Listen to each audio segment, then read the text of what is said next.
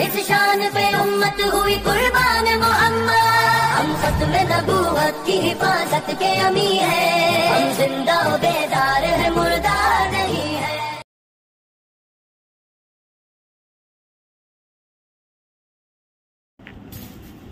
मुस्तकिल बुनियादों पर आए मस्जिद खातमुन नबीयीन में हाजिर हैं। अल्लाह ने 2 रकात नमाज की भी तौफीक दी और इसमें कुछ कहने सुनने की भी सआदत नसीब हो रही है। मेरे दोस्तों, इस मौके से हमारे जज्बात कुछ इस तरह से उमड़ रहे हैं और कहने को बहुत कुछ बातें जहन में आ रही हैं। मैं उनके ऊपर कंट्रोल नहीं पा रहा हूँ। यकीन मानिए, आप हजरात को शायद इसका एहसास न हो कि आखिर ऐसा क्यों है, लेकिन मुझे उम्मीद है कि जिस दिन आप बुलूगत के इस मंजिल को पहुंचेंगे तो आप में भी यही एहसास, यही जज्बात होंगे। जैसे आम की मिठास को अगर कोई समझाना चाहे, गुड़ से मिसाल देकर, चीनी से मिसाल देकर, मिठाई से मिसाल देकर, दुनिया के जितने फल फ्रूट और मिठास की जितनी शक्लें हैं उनको तमसील में पेश करके आम के मिठास को समझाना चाहे तो समझाया नहीं जा सकता है, इल्ला ये कि आपको आम चखा दिया जाए और बताया जाए ऐसा होता है आम मीठा। वो लफ्ज़ ऐसा जो है एक लफ्ज़ है, गरीब और बेचारा, लेकिन ये अपना माना उस वक्त अदा करेगा जब आप आम चख चुके होंगे, उससे पहले नहीं। तो खुदा करे ये मरहला आपके नसीब में आए और वो दिन आप देखें। जब देखेंगे तो मुझे अच्छी तरह से यकीन है कि ये पहला दिन आपको याद आएगा। ये कहा तो गया था उस पहले दिन में भी इसकी हकीकत को समझाने के लिए कि हम समझ नहीं पाए, अब समझ में आया। इसी तरह से ये तहफ़्फ़ुज़ ख़त्म नबूवत अपने पीछे कितनी कुर्बानियाँ लिए हुए हैं और कितनी अजीम कुर्बानियाँ लिए हुए हैं और कैसी कैसी तारीखें इससे वाबस्ता हैं। कुछ तवारीख तो वो हैं जो यकीनन आपने किताबों में पढ़ा होगा, सुना होगा, और अब तक अगर नहीं पढ़ा सुना तो आगे सुन लेंगे। लेकिन कुछ ऐसी तवारीख भी हैं जो सीनों में दफन है।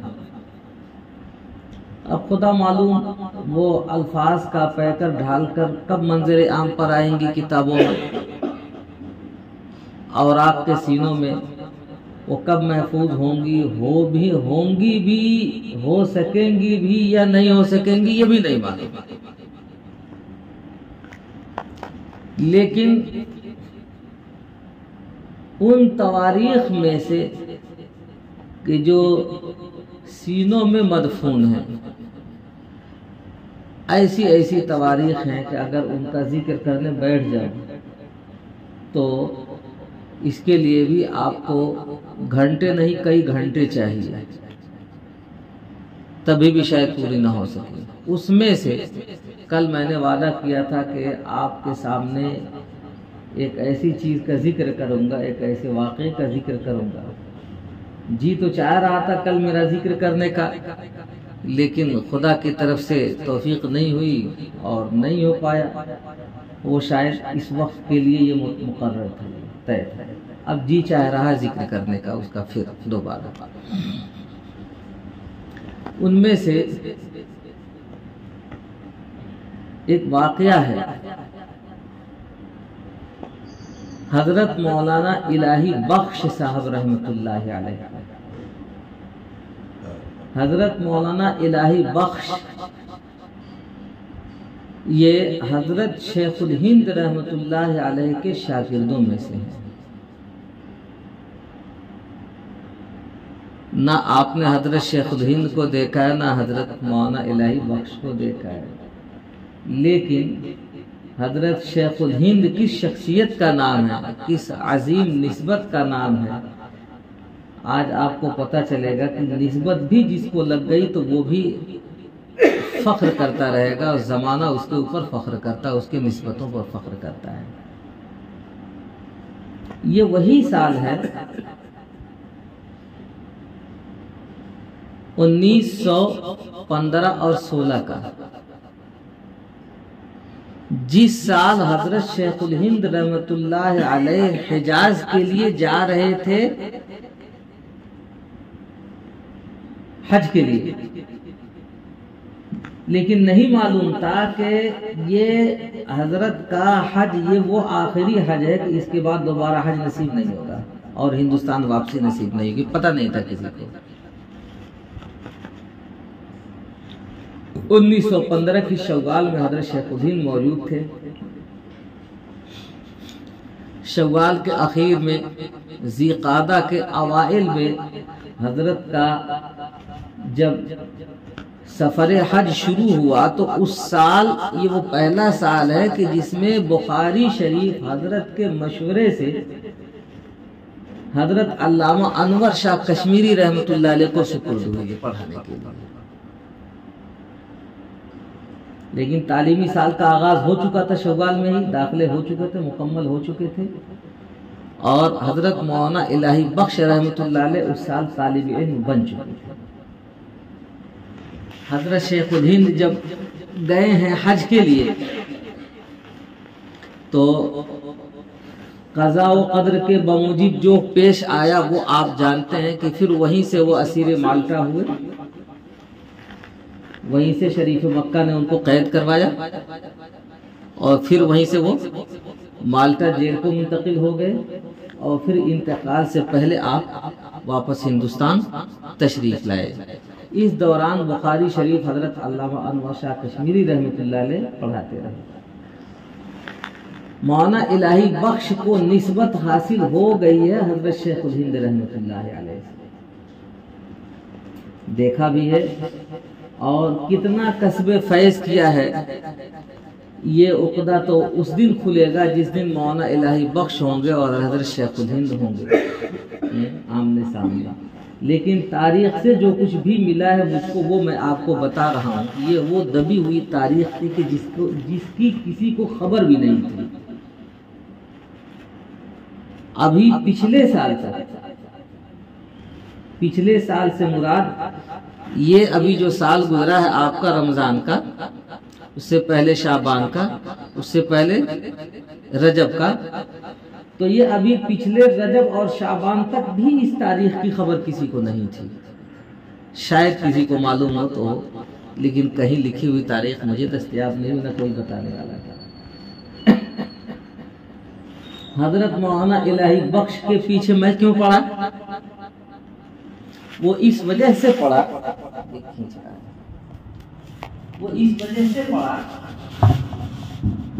یہ وہی حضرت مولانا الہی بخش صاحب رحمۃ اللہ علیہ ہیں کہ جن کی دختر نیک اختر غلام عائشہ رحمۃ اللہ علیہ کے رشتے کی وجہ سے مقدمے مرزائیہ بھاولپور پیش آیا۔ یہ 1926 کا واقعہ ہے۔ 1915 میں مولانا الہی بخش طالب علم ہے دارالعلوم، 1915 اور 16 میں تعلیم حاصل کی۔ اس کے بعد آپ نے دارالعلوم میں دورہ حدیث کا امتحان بھی دیا، امتحان دے کے چلے گئے پڑھانے کے لیے ایک مدرسے میں، اور آپ کی جو چھوٹی بچی تھی، 2 بچیاں تھیں، ان میں سے جو بڑی بچی تھی اس کا نام تھا غلام عائشہ۔ اس کا رشتہ 1926 سے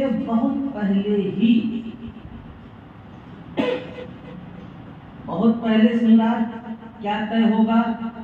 یہ طے ہوگا کہ زیادہ سے زیادہ مان لیجئے کہ 1915 سے لے کے 26 کے درمیان جب وہ چھوٹی بچی تھی تو جب ہی غلام عائشہ کی والدہ کا انتقال ہو گیا۔ والدہ کا انتقال ہو گیا، اب والد کے سر جب سرپرستی آئی، پرورش آئی، وہ بھی معصوم چھوٹے چھوٹے بچیوں کی پرورش، تو باپ کے اوپر کتنا بڑا بوجھ ہوگا آپ اس کو سمجھ سکتے ہیں۔ لیکن باپ انہی دنوں زیر تعلیم تھے جب غلام عائشہ ابھی چھوٹی بچی تھی، انہی دنوں زیر تعلیم تھے، گھر میں بچیوں کی پرورش بھی کرتے اور تعلیم بھی حاصل کرتے۔ پرورش کیسے کرتے؟ گھر میں کھیتی تھی تو گیہوں بونے کے زمانے میں چلے جاتے، پوری بے جگری کے ساتھ کھیت میں کام کرتے اور کھیت کی بوائی کرتے، نرائی کرتے اور اس میں پیداوار کی مکمل سارے انتظامات کر کے آ جاتے پڑھتے۔ جب کٹائی کا زمانہ ہوتا تو چلے جاتے اور کٹائی کر کے اور سارا غلہ گھر میں رکھ دیتے، اسی میں سے بیچ کے ساگ سبزی بھی آنی ہے، اسی میں سے فروخت کر کے بچیوں کی پرورش بھی ہونی ہے، ان کے کپڑے لتے بھی آنے ہیں، اسی میں سے بیچ کر کے پیٹ بھی پلنا ہے، اسی کو کھا پکا کر کے ساری آمدنی کا جو ذریعہ تھا، جو مدار تھا، وہ کھیت تھا، کھیت کی کٹائی اور بوائی۔ اسی حالت میں مولانا غلام الہی بخش اپنے بچیوں کے لیے پیٹ پردے کا بھی انتظام کرتے اور جب تھوڑا سا موقع ملتا تو بھاگتے دارالعلوم دیوبند آتے پڑھتے، اور دونوں میں ڈسٹینس کتنا ہے، فاصلہ کتنا ہے؟ اتنا ہی فاصلہ ہے جتنا آج کے ڈیٹ میں آپ کے وہاں سے دارالعلوم دیوبند کا فاصلہ ہے۔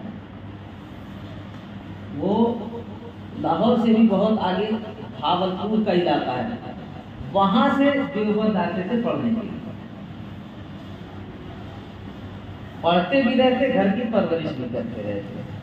بہرحال چھوٹی بچیوں کی جب ذمہ داری آئی تو انہوں نے ایک رشتہ اور کر لیا اور سوتیلی ماں لائے گھر میں۔ سوتیلی ماں جب گھر میں آئی تو اس کا ایک سگا بھائی تھا، حقیقی بھائی، اس کا نام لینا بھی اس منحوس کا نہ ضرورت ہے نہ مناسب ہے۔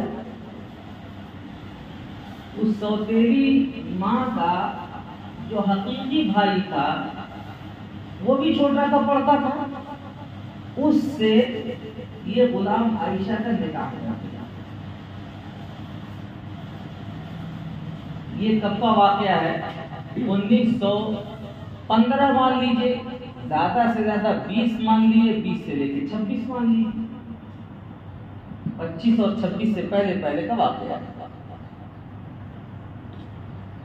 اتنے میں اپنے تعلیم میں مصروف رہے، غلام عائشہ کی بھی پرورش ہوتی رہی۔ 1926 میں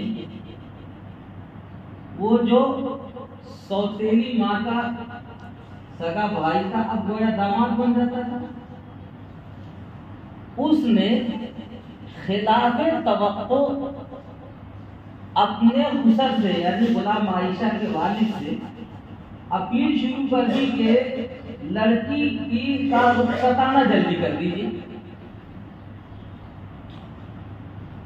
لیکن لڑکی ابھی بلوغت کے مرحلے کو پہنچ تو رہی تھی، لیکن ابھی ایسا نہیں رہی تھی، جلدی بھی نہیں تھی رخصت کرنے کی،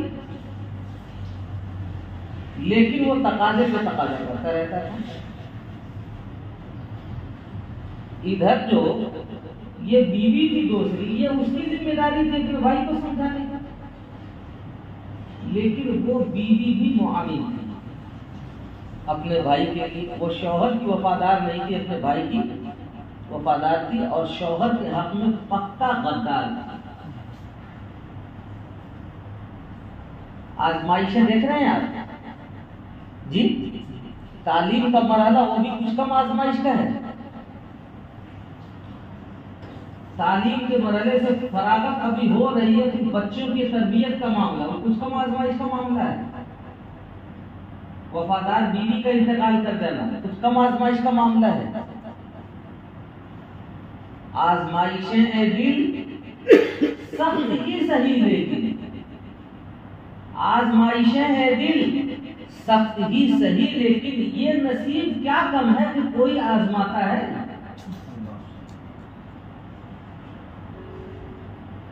عشق کے مراحل میں وہ بھی وقت آتا ہے آفتیں برستی ہیں دل سکون پاتا ہے. یہ مرحلہ ہے یعنی بنیاد ہی آزمائشوں سے شروع ہو رہی ہے اور ایک کے بعد ایک جو آزمائش آ رہی ہے وہ پہلے سے بڑا پہاڑ بن کر کے آ رہی ہے. اب گھر میں غدار بیوی غدار داماد اب باپ کے اوپر کیا گزر رہی ہوگی الامان والعافیت ذرا آپ اپنے اوپر رشتوں میں توجہ لے کر کے غور کیجیے گا. بات کیا تھی؟ بات یہ تھی کہ وہ جو داماد بننے والا تھا جس کا رشتہ بچپن میں کر دیا تھا اس بیوی کے دباؤ کی وجہ سے کہ میرے بھائی سے رشتہ کر دو. اچھا انہیں بھی تھا کہ بھائی رشتہ کہیں نہ کہیں تو کرنا ہی ہے چلو گھر ہی میں رشتہ رہے گا. بھائی اب وہ دوسری ماں بن کر کے آئی ہے صاف پردار اسی کی بنی ہے اسی کا بھائی ہے داماد بھی رہے گا اور ساتھ ساتھ جو ہے وہ ماں بھی رہے گی ادھر نپٹا رہے گا مسئلہ. بات یہ تھی کہ وہ منحوس مرتد ہو کر قادیانی بن چکا ہے جس کی خبر ابھی مولانا الہی بخش کو نہیں تھی. جب بار بار اس نے بعجلت رخصتانے کی درخواست گزارنی شروع کی تو مولانا الہی بخش کو فکر شروع ہوئی کہ ہے کیا مسئلہ. جب تہہ پوچھنی شروع ہوئی تو معلوم یہ ہوا کہ جو بننے والا داماد ہے تو مرتد ہو کر قادیانی ہو چکا ہے اور اس کے ارتداد میں خدا جانے کس کس کا ہاتھ رہا ہوگا کیسا ہاتھ رہا ہوگا.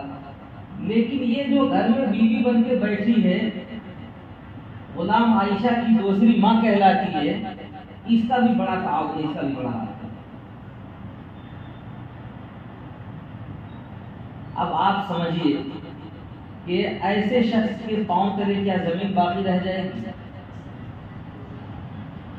معصوم بچی بلوغت کو پہنچ رہی ہے گھر آباد کرنے کا وقت آ رہا ہے خوشیاں دیکھنے کا وقت آ رہا ہے اور آزمائش. مولانا الہی بخش دارالعلوم دیوبند کے فاضل انہوں نے طے کر لیا گیدڑ کی 100 دن کی زندگی سے شیر کی 1 دن کی زندگی بہتر ہے. بے ایمانی کی موت مرنے سے کوئی فائدہ نہیں. جب بھی مریں گے ایمان کی حالت میں مریں گے اپنی اولاد کو بھی ایمان پر باقی رکھیں گے. فیصلہ کر لیا کہ اب تیرا نکاح فسخ ہو گیا تو مرتد ہو گیا لہذا ہماری بیٹی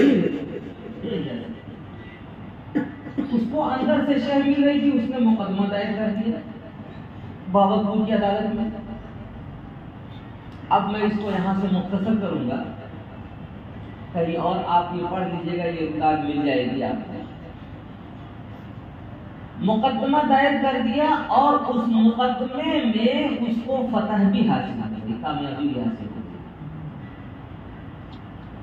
لیکن باپ جو تھے وہ مولانا الہی بخش تھے یعنی عزم و استقامت کا پہاڑ شیخ الہند کے شاگرد تھے دارالعلوم دیوبند سے نسبت لگی ہوئی. یہ نہیں اس جیسی 1000 بلائیں آتی ہیں وہ آتی رہی کیا فرق پڑتا ہے ایمان والوں کے ایمان پر. انہوں نے طے کر لیا کہ لڑکی رخصت نہیں کرنی. دوسرے کورٹ میں مقدمہ اپیل ہوا وہاں چلتا رہا اور 2-3 سال کے بعد اس کورٹ نے بھی انگریزوں کے دباؤ میں آ کر یا قادیانی گماشتوں کے چکر میں آ کر پھر دوبارہ ججمنٹ دے دیا مولانا الہی بخش کے خلاف اور قادیانیوں کے حق میں کہ قادیانی بھی مسلمان اور مسلمان بھی مسلمان، لہذا یہ نکاح بس نہیں کیا۔ اب کیا حالت تھی؟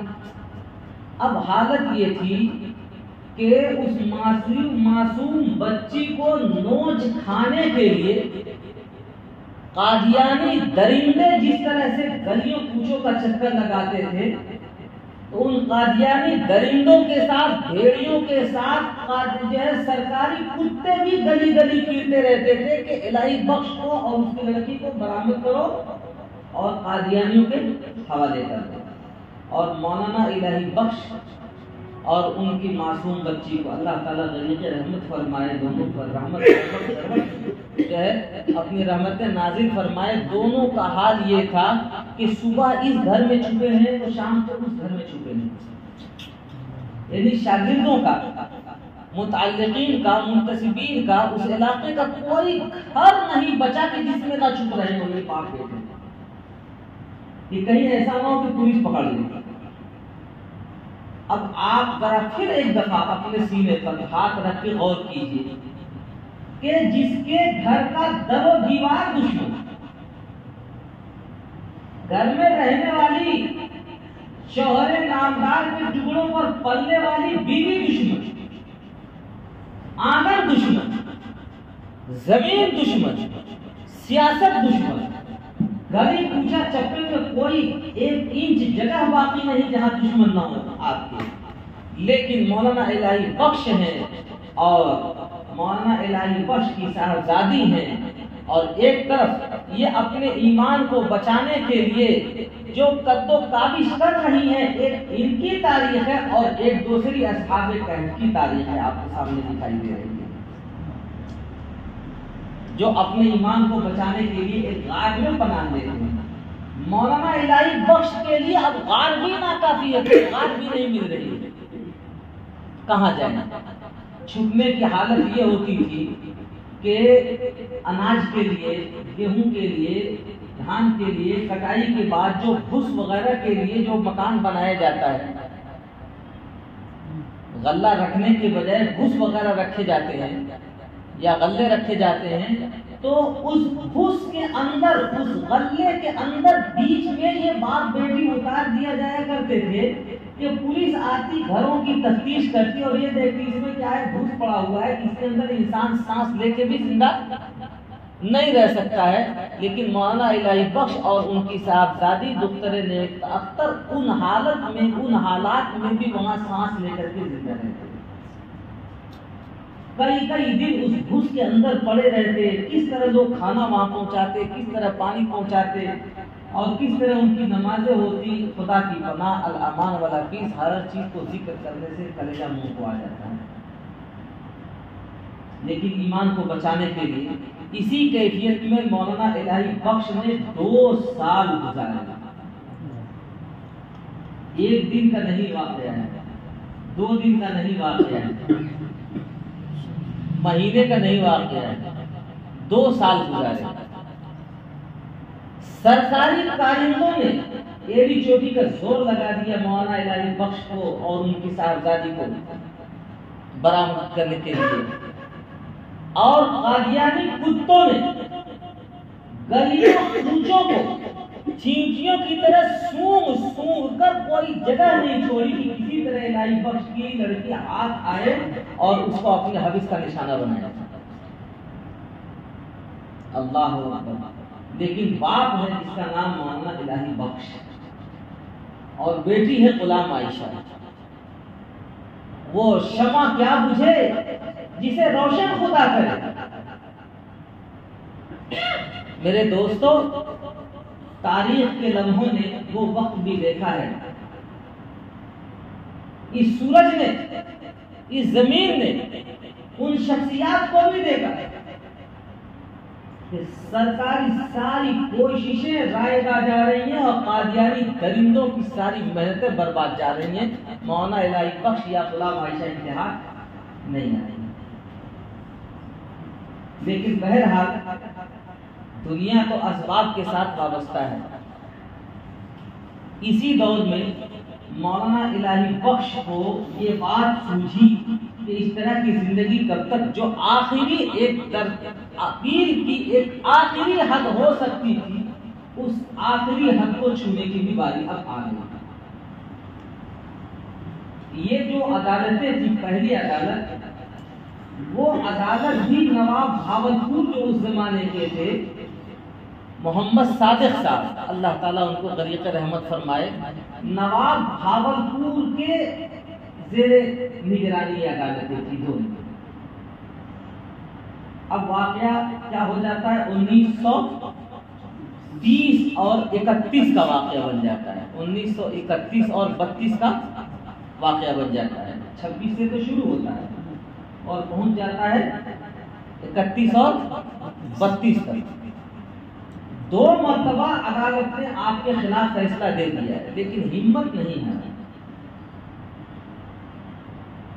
اس زمانے کا طریقہ تھا جو اس زمانے میں سمجھ میں آنا مشکل ہے، لیکن آپ چاہیں تو سمجھ سکتے ہیں، لیکن یہاں چاہیں گے تو سمجھیں گے، یہ جہاں جا رہے ہیں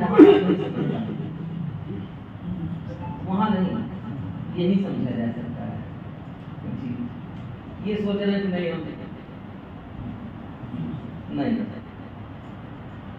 آپ اس کو یہی سمجھتے ہیں۔ اس زمانے میں انگریزوں نے اسکول بنا رکھا تھا، اس پورے علاقے کا جو وزیر اعظم تھا، اس وزیر اعظم کا نام تھا خضر حیات ٹوانا۔ کیا نام تھا؟ یا عمر حیات ٹوانا، ان دونوں میں سے کوئی ایک نام ہے۔ خضر حیات کے والد کا نام ہے عمر حیات ٹوانا۔ اور اس وزارت کے درمیان میں اب جتنی مملکتیں پڑتی تھی، چھوٹی چھوٹی ٹکڑیاں جو ہوتی تھی، وہ اس زمانے کی اپنی بادشاہوں کی ہوا کرتی تھی۔ تو اس علاقے کے جو بادشاہ تھے، اس علاقے کے بادشاہ کا نام تھا، کیا نام تھا؟ محمد صادق صاحب، نواب بھاولپور۔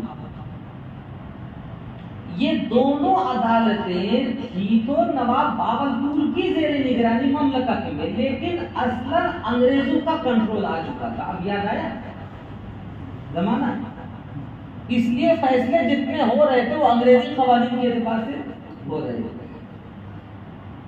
اس میں وہ جیتتے رہتے تھے۔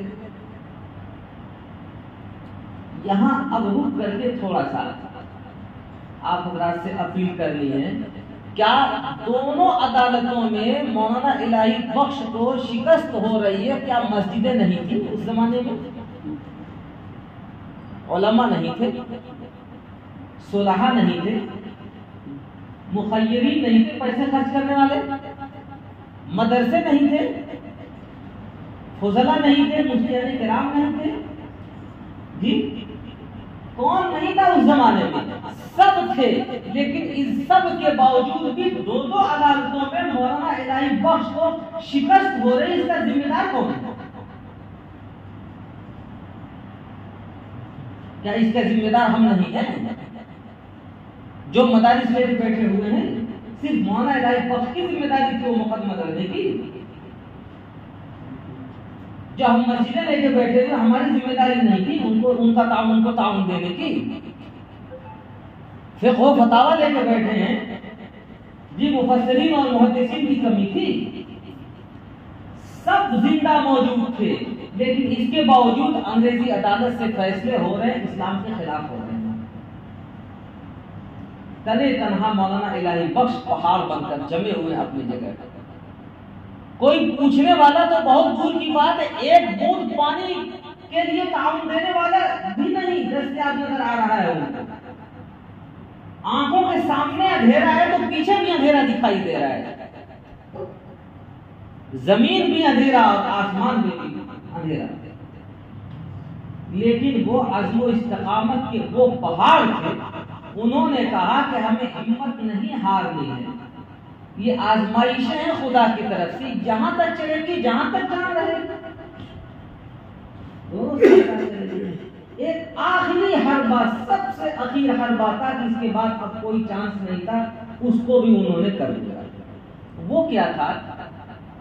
اس زمانے کا طریق یہ تھا کہ جو نواب لوگ جب اپنی اپنی ریاستوں میں آتے تھے تو اپنی جو ہے وہ مملکت سے، اپنے قلعہ سے نکل کر کے جب وہ ریلوے اسٹیشن کو جا رہے ہیں یا اسٹیشن سے اپنے قلعہ کو آ رہے ہیں یا مسجد کو جا رہے ہیں، تو وہ ایک قانون ایسا تھا کہ ان کے راستے میں بھکاری ہوں یا فریاد چاہنے والے ہوں، جو لوگ بھی ہوتے تھے جب آگے کھڑے ہو جاتے تھے تو ان کو نہ کوئی سنتری ہٹا سکتا تھا نہ کوئی منتری ہٹا سکتا تھا۔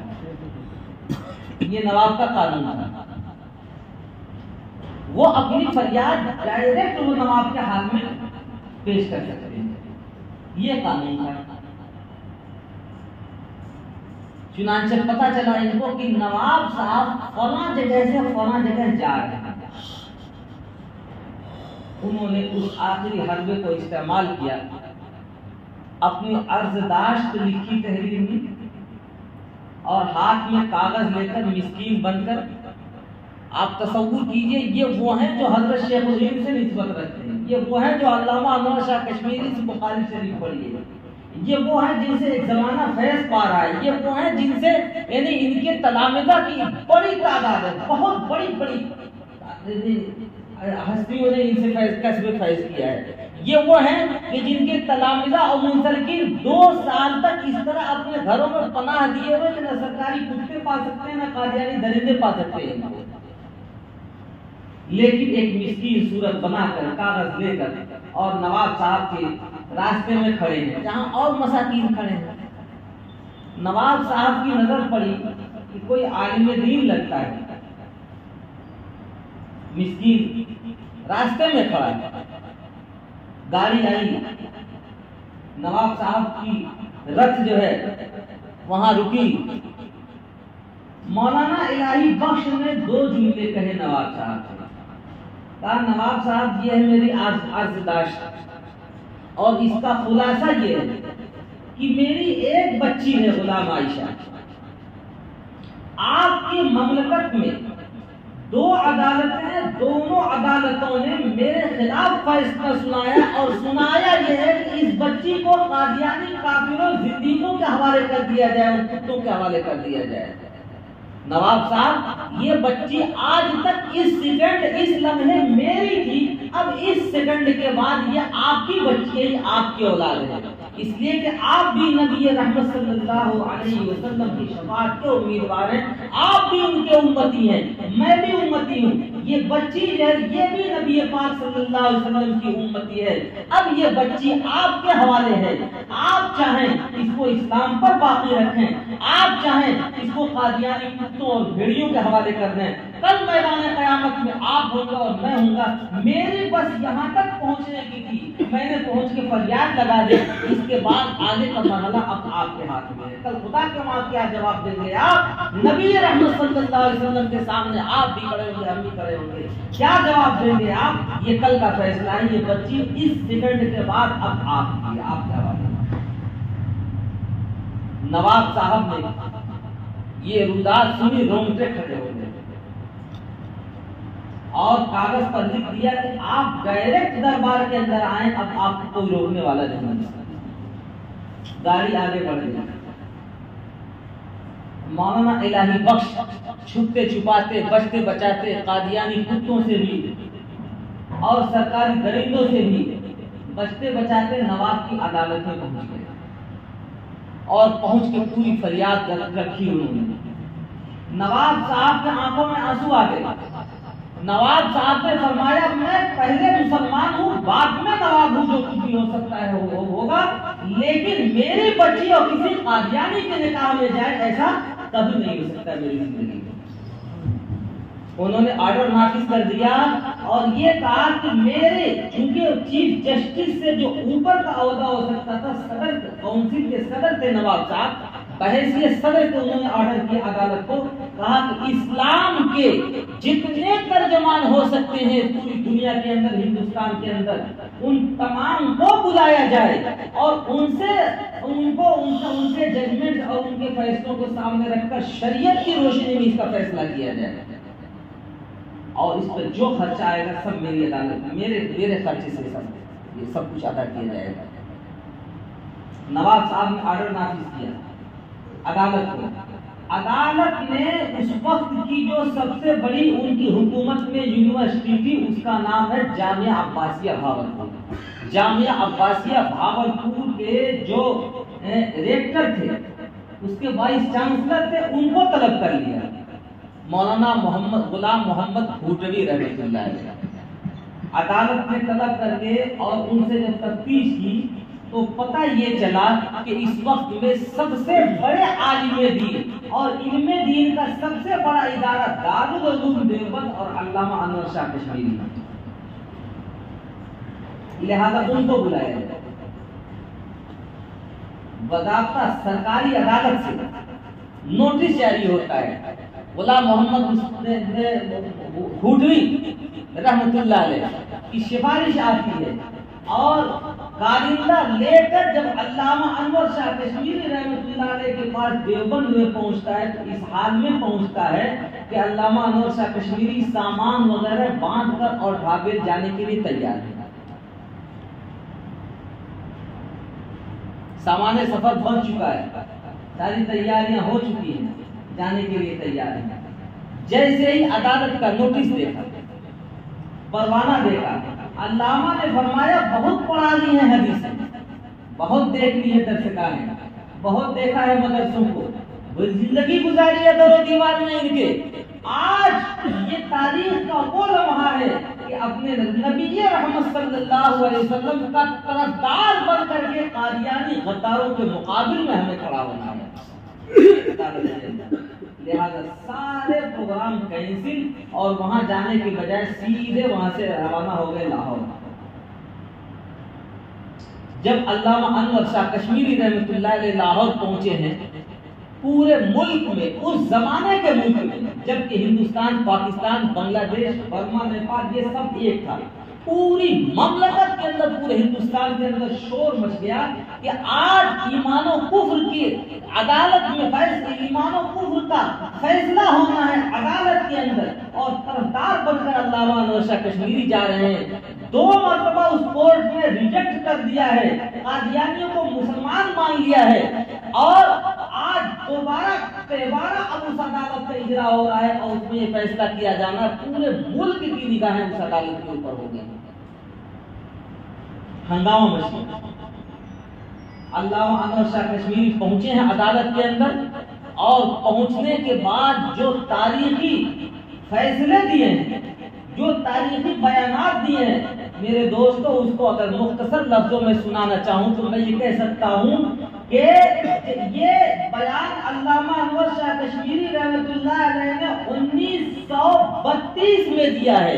آج 1444 میں آج 1923 میں آپ چل رہے ہیں، 2023 میں آپ چل رہے ہیں، ایک صدی گزرنے کو ہے، لیکن قادیانی کتوں کی ماں نے کبھی کوئی ایسا بچہ جنم نہیں دیا ہے کہ دنیا کی کسی تاریخ میں کسی عدالت میں جا کر کے علامہ انور شاہ کشمیری کے بیان کو چیلنج کرے۔ عدالتیں لندن کی بھی ہیں، عدالتیں امریکہ کی بھی ہیں، عدالتیں انڈیا کی بھی ہیں، عدالتیں پاکستان کی بھی ہیں، عدالتیں افریقہ کی بھی ہیں۔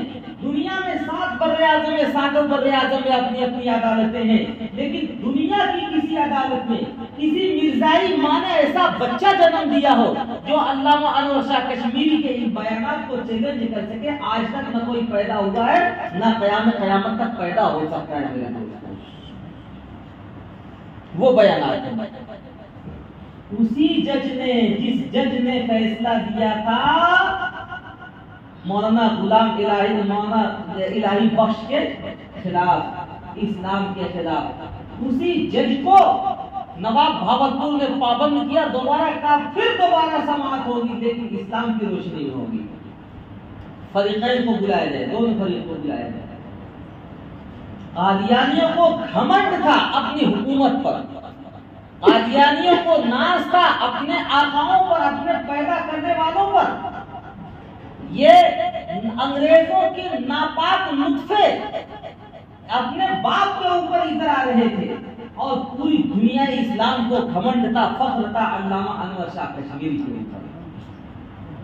آج عدالت میں ایک طرف یہ موجود ہیں مرزا قادیانی کا طرفدار بن کر، اور دوسری طرف علامہ انور شاہ کشمیری موجود ہیں نبی رحمت صلی اللہ علیہ وسلم کا طرفدار بن کر۔ ایک طرف انگریزوں کے ناپاک نطفوں کی پیداوار، قادیانی پنڈت کھڑے ہیں، ایک لمبی قطار ہے ان کی، اور دوسری طرف مفتی شفیع صاحب رحمۃ اللہ علیہ کھڑے ہیں، مولانا مرتضی حسن چاندپوری رحمۃ اللہ علیہ کھڑے ہیں، مولانا ابو الوفا شاہ جہاں پوری رحمۃ اللہ علیہ کھڑے ہیں، مولانا غلام محمد بھوٹوی کھڑے ہیں، اور ایک سے ایک اساتذہ امت، ان سب کے سرخیر علامہ انور شاہ کشمیری کھڑے ہیں عدالت کا۔ جج نے 12 اس فیصلے اس کا فیصلہ جو وہ سننا شروع کیا، اس مقدمے کا وہ سننا شروع کیا۔ عدالت دوبارہ شروع ہوئی، ادھر سے بھی گواہ، ادھر سے بھی گواہ، ان کے گواہوں پر ان کا جرے، ان کے گواہوں پر ان کا جرے، دونوں بحثیں مکمل ہوتی رہی ہیں، اور یہ مقدمہ چلتے چلتے چلتے چلتے 1932 سے لے کر کے 1934 تک چلا ہے۔ کتنا سال چلا ہے؟ 3 سال تک چلا ہے۔ 3 سال تک یہ مقدمہ چلتا رہا، طرفین سے گواہیاں پیش ہوتی رہی۔ یہ 1932 ہی کا سال ہے جب علامہ انور شاہ کشمیری رحمۃ اللہ علیہ عدالت میں اب بیان دے کر کے فارغ ہو رہے ہیں، اور نہیں پتا تھا کسی کو کہ اب علامہ کی زندگی کا یہ اخیر ہو رہا ہے۔ چلنے سے پہلے جب بیانات مکمل ہو چکے، چلنے سے پہلے وصیت کی اور کہا کہ دیکھو جو قوانین اسلام کے ہم نے بتائے ہیں 100% امید ہے کہ انشاءاللہ ججمنٹ ہمارے حق میں آئے گا، میں زندہ رہا تو سن لوں گا، نہیں زندہ رہا تو کوئی آ کر کے فیصلہ میری قبر کے اوپر آ کے سنا دے گا۔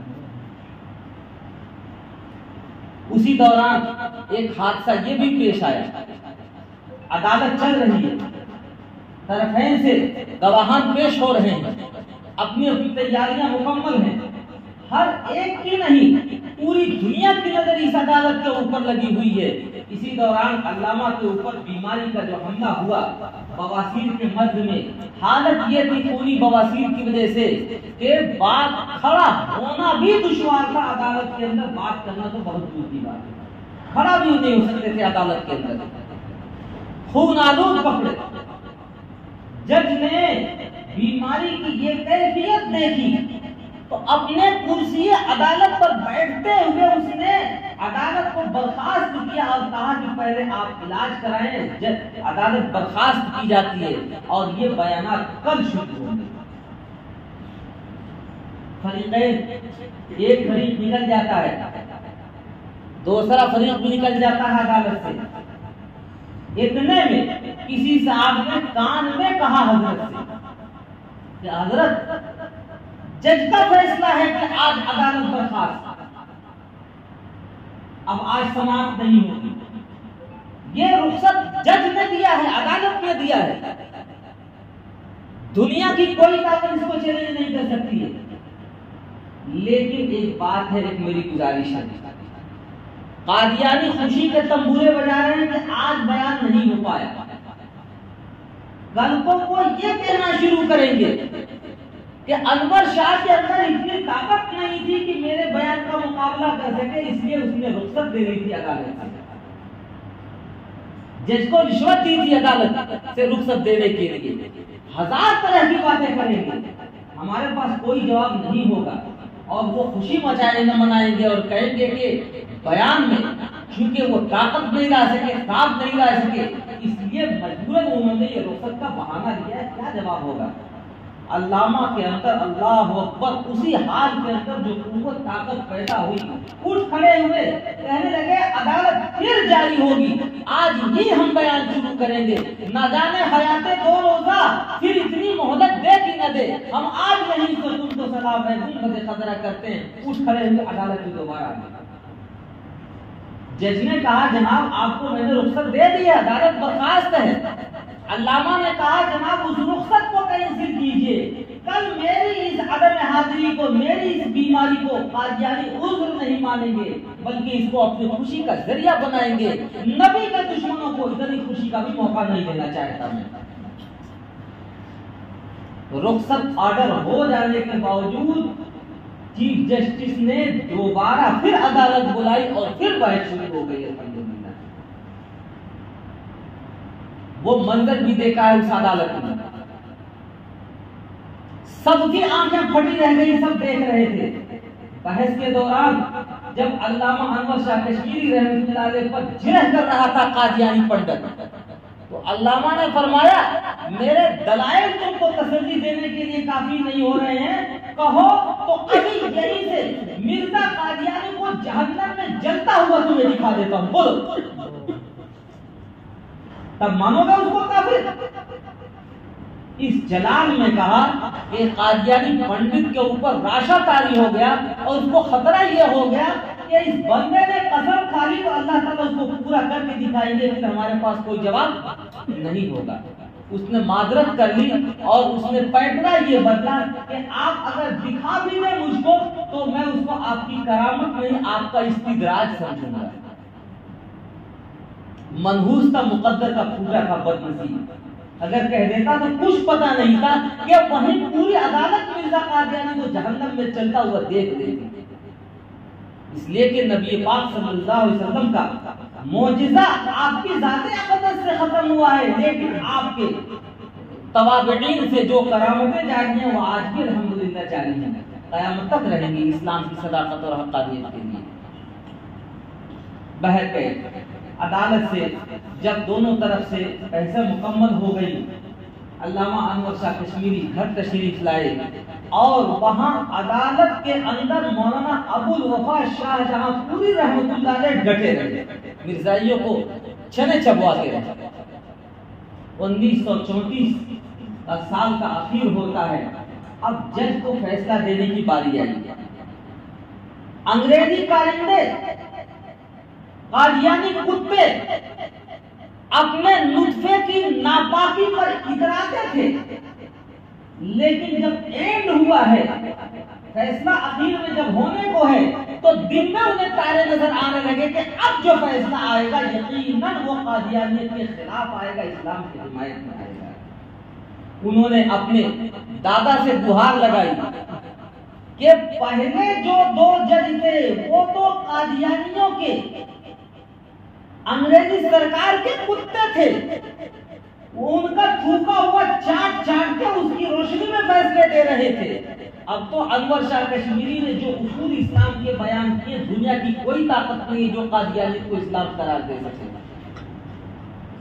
انہیں دل میں تارے نظر آنے لگے، گہار لگائی۔ لندن میں عمر حیات جوانا موجود تھے۔ انگریز حکمرانوں نے آرڈر دیا کہ عمر حیات آپ کے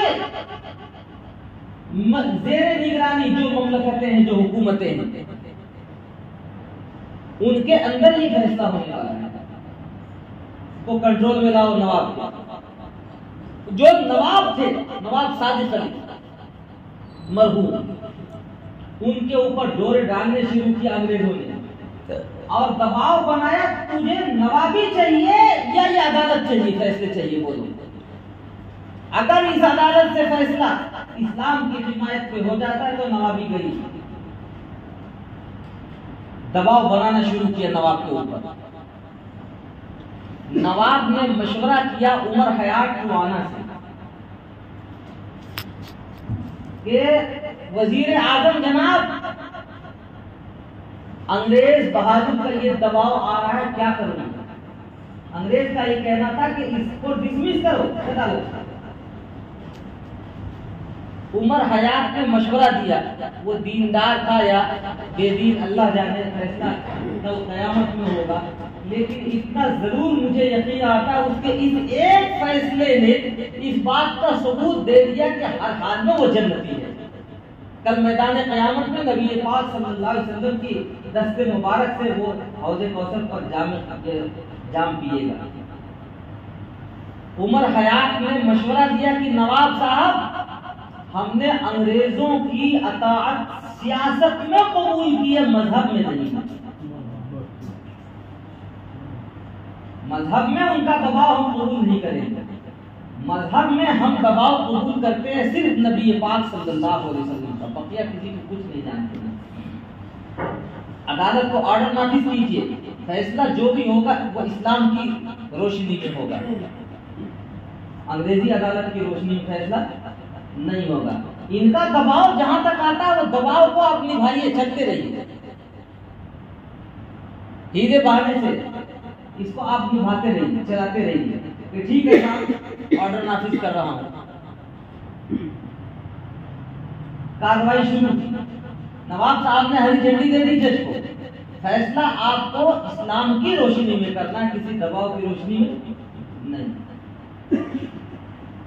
انگریزوں نے دیکھا کہ نواب کے دباؤ کا کوئی اثر قبول نہیں کر رہا ہے جج، اور خطرہ اس بات کا منڈلانے لگا ہے، اب ججمنٹ کی تاریخ آ رہی، خطرہ اس بات کا منڈلانے لگا کہ فیصلہ قادیانی کے خلاف اسلام کی حمایت میں ہو جائے گا، تو پورے جج کو ہی خرید لیا۔ جج کو پیشکش کی، جج صاحب ایک چھوٹی سی 4 کلومیٹر کی حکومت کے مالک ہو،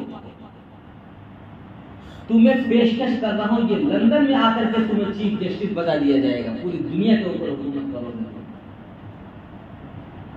یہاں آؤ، لندن آؤ، یہاں کی سیر کرو۔ جج کو ہی خرید لیا جڑ سے۔ نواب صاحب کو اندازہ لگ گیا کہ میرے اوپر ان کا کوئی دورہ کام نہیں کر رہا ہے، اب جج کے اوپر انہوں نے دورے ڈالنے شروع کر دیا۔ جج کے دروازے پر جو سنتری کھڑا تھا، اس نے ایک دن صبح کو دیکھا کہ ایک غریب بھکاری پھٹے کرتے لباس میں، پھٹا کرتا پاجامہ پہنا ہوا اور سنتری سے بک بک جھجک کر رہا ہے، کہہ رہا کہ جج سے مجھے ملنا ہے، ہر حال میں ملنا ہے۔ سنتری اسے دور بھگاتا ہے، ہٹ یہاں سے پرے پڑ، یہاں فرشتے بھی پر نہیں مار سکتے، چڑیا بھی نہیں آ سکتی ہے، کوئی بڑا فیصلہ ہونے والا ہے، دنیا کی کوئی طاقت یہاں نہیں آ سکتی ہے، کیونکہ جج نے جج کو خریدنا تھا نا، تو خطرہ تھا کہ کہیں جا کے کوئی کنوینسنگ نہ کر دے جج۔ سخت پہرا، سخت نگرانی، کڑی نگرانی میں جج، کوئی ملنے نہ پائے، اگر کوئی مل سکتا ہے تو صرف انگریزی کارندہ یا قادیانی گماشتے۔ سنتری دیکھ رہا ہے دربان کہ ایک غریب پھٹا کرتا پہننے والا، پراگندہ وال، پراگندہ حال، اور لڑ رہا ہے کہ نہیں مجھے ہر حال میں جج صاحب نے بلایا ہے، ملنا ہے مجھے جج سے۔ بڑی مزاحمت کے بعد دربان نے اس فقیر کو اندر آنے کی اجازت دی، جج کی کوٹھی میں۔ جج کے بیٹھک میں اس فقیر کو بٹھا دیا گیا، جج کو اطلاع دی گئی کہ کوئی فقیر ہے، کپڑوں سے بدبو آ رہی، پھٹے کپڑے، بدحال چہرہ، نہ دیکھنے کا نہ سننے کا، لیکن اس کا یہ کہنا ہے کہ آپ نے بلا رکھا ہے، آرڈر دے رکھا ہے آپ نے، اور کوئی اہم فیصلہ ہے اور اس کے لیے وہ آیا ہوا آپ سے ملنے کے لیے۔ بیٹھک میں فقیر بلا دیا جاتا ہے، دوسرے دروازے سے جج صاحب آ رہے ہیں بیٹھک کے اندر، تنہائی میں بات ہونی ہے۔ جج صاحب اپنی کرسی کے اوپر بیٹھے، وہ فقیر فقیرانہ حال میں کرسی کے اوپر بیٹھا ہوا، اور جب اس نے اپنا چہرے سے مکڑا اتارا تو جج کے پاؤں تلے زمین نکل گئی۔ یہ نواب صادق صاحب تھے جو اس ملک کے فرمانروا کے بادشاہ تھے۔ جج صاحب نے کہا کہ حضور ہم آپ کے غلام، عدالت آپ کی غلام، مملکت آپ کی، حکومت آپ کی، پیسہ آپ کا، میرے خون کا ایک ایک رتی دانا دانا آپ کا، ایک ایک دودھ آپ کا، آپ کا مضمون کرم، آپ یہاں ہیں اس حال کے اندر، کیا بات ہے؟ آپ مجھے طلب کرتے ہیں اپنے قلعہ کے اندر، اپنی حکومت کے اندر۔ نواب صاحب نے فرمایا کہ جج صاحب سن لو کان کھول کے، مجھے معلوم ہے کہ تمہارے اوپر کتنا دباؤ آ رہا ہے انگریز بہادر کا۔ یہ انگریزوں کے ناپاک لطفوں نے اپنی ایڑی چوٹی کا زور لگا رکھا ہے، میرے پہ کتنا دباؤ آ رہا ہے تمہیں بھی معلوم ہے کہ کتنے آرڈر نافذ میں نے کر دیے ہیں۔ تمہیں یہ کہنے کے لیے آیا ہوں کہ یاد رکھو یہ حکومتیں خاک میں مل جائیں گی، یہ مال و دولت، یہ پیشاب کے قطرے سے زیادہ حیثیت نہیں رکھتے۔ کل میدان قیامت میں نبی رحمت صلی اللہ علیہ وسلم کا سابقہ ہونا ہے، ہم مسلمان ہیں، ہمارا اس پر عقیدہ ہے، کل وہاں تمہیں بھی کھڑا ہونا ہوگا اور عدالت احکم الحاکمین کی ہوگی، وہاں کوئی شور سفارش، کوئی وہ دباؤ کام نہیں کرے گا۔ میری ایک ہی خواہش ہے کہ میرا دباؤ بھی تمہیں نہیں ماننا ہے۔ اسلامی شریعت، نبی رحمت صلی اللہ علیہ وسلم کی لائی ہوئی شریعت جو کہتی ہے اس کی روشنی میں دکھا کر فیصلہ ہونا ہے۔ تمہیں مستقیم رہنا، اپنے اوپر بکنا نہیں ہے تمہیں انگریزوں کے ہاتھ۔ اس لیے میں آیا ہوں، یہ چہرہ اس لیے بنایا تھا کہ نواب صاحب کی رسائی جس تک ہو جائے، انگریز دیکھ رہے تھے، یہ ہو نہیں سکتا تھا، اس لیے بنایا۔ جج کو طاقت دی، تقویت دی، چہرہ پھر اپنا بتایا اور وہ فقیر نکل گیا۔ باہر جا کر کے وہ نواب صادق بھاولپور تھے اور جج کے دربان کے سامنے وہ ذلیل تھے، ایک فقیر آئے، بیٹھ ہو گیا، چلے گئے۔ جج صاحب نے 2 دن پہلے اپنے پورے مکان کے دروازے بند کر لیے، صبح سے شام تک روتے اور تلاوت کرتے، نمازیں پڑھتے اور خدا سے توفیق مانگتے کہ اللہ وہ ہمیں توفیق عنایت فرما جو تیرے نبی رحمت صلی اللہ علیہ وسلم نے جو شریعت چھوڑی ہے اس کے مطابق فیصلے ہوں۔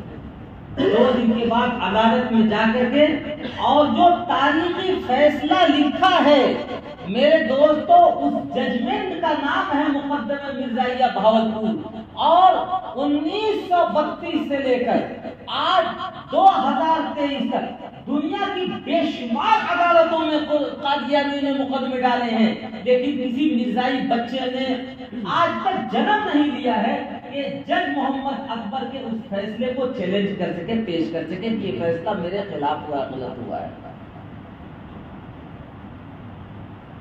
وہ مقدمے بھاولپور پیش آیا، جج نے فیصلہ دیا مولانا الہی بخش کے حق میں اور قادیانیوں کو کافر، مرتد اور زندیق قرار دیا اور یہ بتایا کہ پوری دنیا میں کوئی طاقت نہیں جو قادیانیت اور اسلام کو ایک بتا سکے، ان کے دلائل الگ ہیں، ان کے دلائل الگ ہیں، یہ دونوں اسلام اور کفر دونوں واضح ہیں۔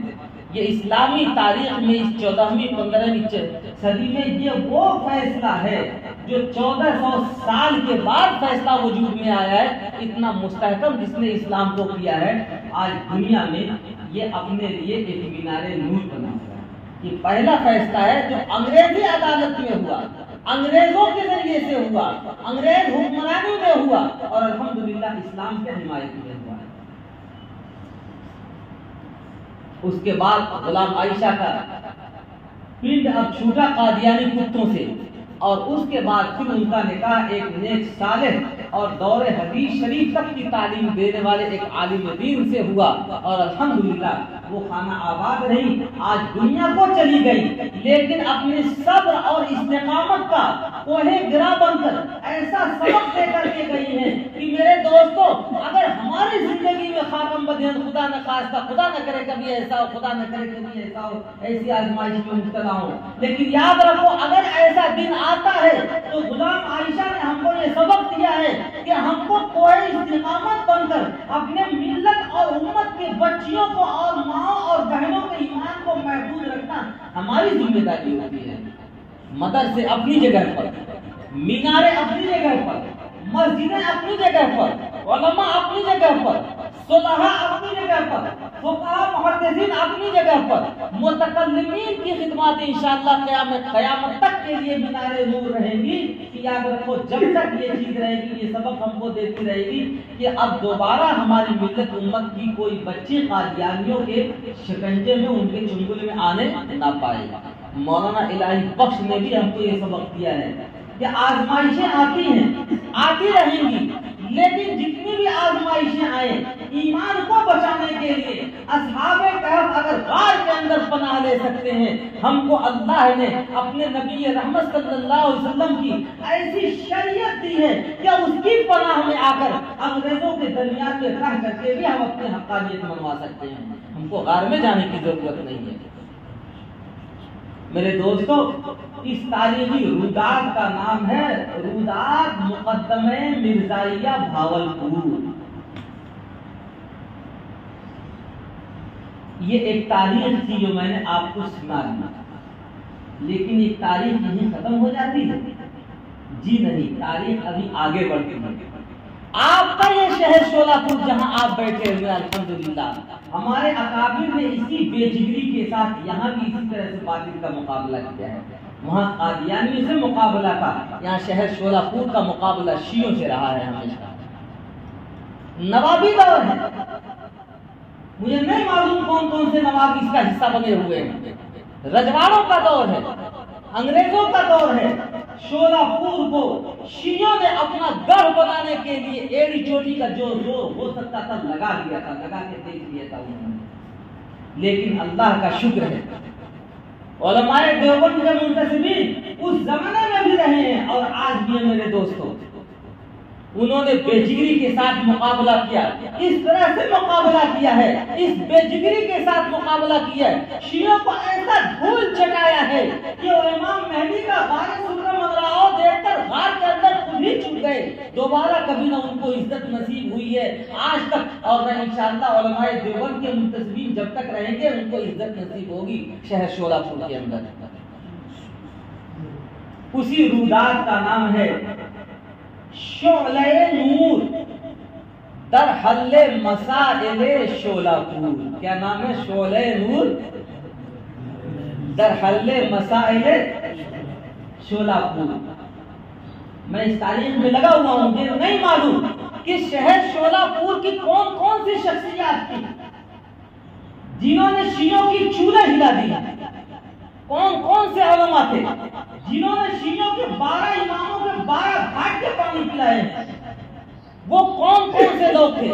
नवाबों के बारे मालूम है कि सब नवाब होते हुए भी तशय्युअ ज़दा हुआ करते थे, शिइयत ज़दा हुआ करते थे, लेकिन इसके बावजूद, नवाबों की हुक्मरानियों के बावजूद, हमारे अकाबिर ने इस बेजिगरी के साथ मुकाबला किया शियों का कि आज शियों का नाम लेवा भी कोई नजर नहीं आता। कुछ जगहें हैं जो उनके नाम से नामिनेशन है। याद रखिएगा, ये गलती हमारी थी कि तसल्सल हमने अपने अकाबिर से तोड़ दिया, रिश्ता अपने अकाबिर से तोड़ दिया, उनकी तारीखों को हमने भुला दिया, उनकी कुर्बानियों को भुला दिया। मेरे दोस्तों, आज कब्रों के अंदर हमारे अकाबिर ने शोलापुर की जमीन में जो कुर्बानियां दी हैं, वो जमीन से झांक रही हैं, आवाज लगा रही हैं, पुकार रही हैं, कौन है मेरा मतवाला जो आए और मेरे नक्शे कदम के ऊपर चले। क्या मसाजिद के मीनारों की कमी है शोलापुर में?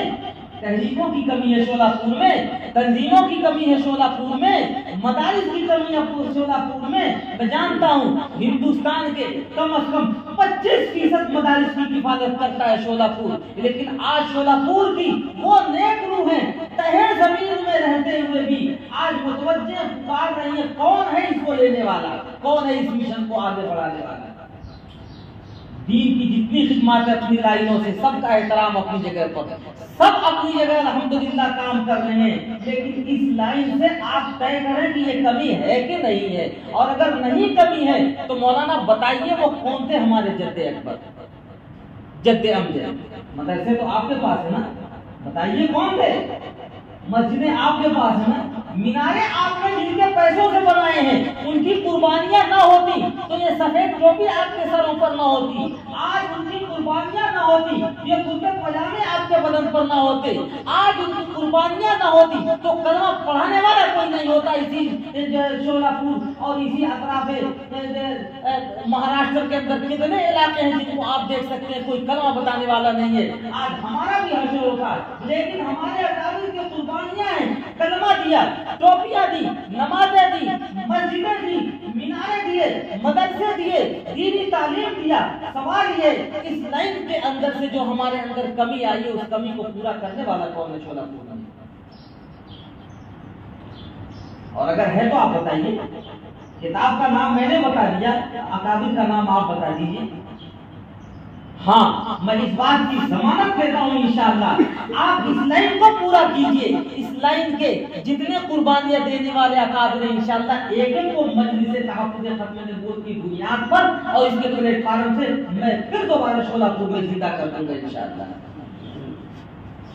لیکن یہ پلیٹ فارم آپ کو قبول کرنا پڑے گا تحفظ ختم نبوت. میرے دوستو, شولہپور میں بھی کچھ کم قربانیاں نہیں دی یہاں کے اکابر نے. رات میں عادل شاہی جامع مسجد میں جب نمازیں پڑھ رہا تو میری اتنی طبیعت لگ رہی تھی کیا بتاؤں آپ کو. اس لیے کہ یہ وہ مسجد ہے جو 400 سال سے گواہ ہے. کتنے علماء, کتنے صلحاء, کتنے مجددین اور کتنے جو ہے مخیرین اور کتنے اللہ کے ایسے نیک بندے آئے ہوں گے جن کے ایک ایک سجدے آج ہمارے ایمان کی ضمانت لیتے ہیں, جن کی قربانیوں کی بدولت, جن کے آنسوؤں کی بدولت آج ہمیں ایمان نصیب ہوا ہے. میرے دوستو, اس کو آگے باقی رکھنا ہے نہیں رکھنا ہے؟ جی رکھنا ہے تو وہ کیا پلیٹ فارم ہے؟ وہ یہی پلیٹ فارم ہے جہاں الحمدللہ آج ہم اور آپ بیٹھے ہوئے ہیں. اسی کا نام ہم نے رکھا ہوا ہے تحفظ ختم نبوت. اس کو زندہ کرنا ہے انشاءاللہ, کریں گے آپ. یہ ماضی کی جتنی کمیاں ہیں انشاءاللہ اس کے ذریعے سے دارالعلوم دیوبند اس کی تلافی کر کے چند سالوں کے اندر دکھا دے گا آپ کو. اسی لیے کل یہ بات وہاں مجلس میں مجھ سے نہیں ہو پا رہی تھی, نہیں کہہ سکا. میں نے کہا جس زمین کا حق ہے اسی زمین کے اوپر دیندار کو میں پیش کروں گا. کل ملا کر کے میرے دوستوں پتہ یہ چلا کہ یہ دینی خدمات قربانیاں چاہتی ہیں, قربانیاں دینی پڑے گی. قرب حق انسان پا سکتا ہے قربانی کے ساتھ. قرب حق انسان پا سکتا ہے قربانی کے ساتھ. یہ قربانیاں دینی پڑے گی. آپ غور کریں کہ مولانا غلام مولانا الہی بخش نے کیسی قربانیاں دی ہیں. آپ غور کریں کہ ملت کی دختران امت کے لیے غلام عائشہ رحمۃ اللہ علیہ نے کیسی قربانیاں دی ہیں. آپ غور کریں کہ ہمارے اکابر شولہپور میں شیعیت کی زد سے اس شہر شولہپور کو اور اطراف شولہپور کو بچانے کے لیے کتنی بڑی قربانیاں دی ہیں. آج ان قربانیوں کے احترام میں ہمیں اپنا قدم آگے بڑھانا ہے. جو بھی قربانی ایک آپ مانگیں گے انشاءاللہ ہمیں بڑھ چڑھ کر کے اس قربانی کو پیش کرنا ہے انشاءاللہ. میں پیچھے نہیں رہنا ہے. باقی اللہ سے ہمیں دعا بھی مانگتے رہنا ہے. اللہ تعالیٰ ہر طرح کی ابتلاؤں اور آزمائشوں سے اپنے کرم کا معاملہ فرماتے ہوئے ہمیں محفوظ فرمائے اور ہمارے کاموں میں اللہ تعالیٰ آسانیاں پیدا فرمائے. اگلا ہمارا قدم ہوگا انشاءاللہ جب میں حاضر ہوں گا تو اللہ نے توفیق دی تو شولہپور کی تاریخ سے متعلق اس شہپارے کو منظر عام پر لایا جائے گا. اور منظر عام پر لانے والی اگر کوئی چیز ہوگی, کوئی پلیٹ فارم ہوگا تو یہ تحفظ ختم نبوت کا پلیٹ فارم ہوگا انشاءاللہ. تو یہ ایک روداد تھی, یہ قربانی تھی اور یہ آپ کو سنانا تھا اور قربانی کی جگہ پر سنانا تھا. اللہ کا شکر ادا کرتا ہوں اللہ نے ہمیں بھی توفیق دی, آپ کو بھی توفیق دی کہ کام کی بات کو کام کی جگہ میں ہمیں کہنے سننے کی توفیق دی. اللہ تعالیٰ اپنے کرم کا معاملہ فرماتے ہوئے ہمیں اپنی دینی خدمات کے لیے قبول فرمائے. وآخر دعوانا الحمدللہ رب العالمین.